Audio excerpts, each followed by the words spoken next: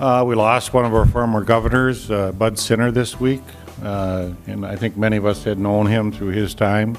A very interesting man and very much a servant to the state of North Dakota, so we will miss him. I think any one of us has gotten some advice from him, whether it's welcome or unwelcome at some time in our lives, but he is truly an interesting gentleman.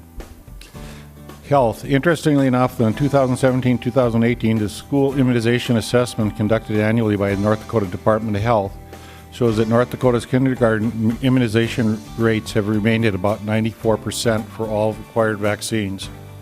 Fargo Public Health has contracts for school nursing with Fargo Public and Cass County schools and partners with them to work towards compliance with school immunization requirements for all grade levels.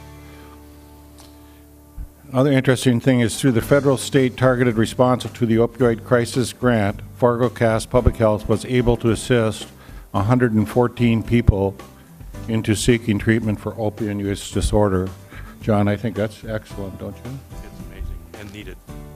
The purpose of the grant project is to address gaps and build upon existing statewide efforts for increasing access to evidence-based treatment and recovery services.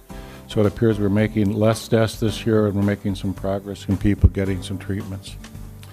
The library has several fun and interesting programs scheduled over the next couple of weeks, including Kindergarten Success, storytime sessions for preschoolers and their parents, sessions on making homemade bath fuzzies and Lufta soap, make your own Hyper Tufta pot workshops, and beginner yoga classes. Also, a design a bookmark contest runs through March 31st. Transit. Transit implemented TapRide in January, a new on-demand service isolated to the NDSU campus and is a safe ride home for students. The new service has been well received and is completing an average of 13 rides per hour.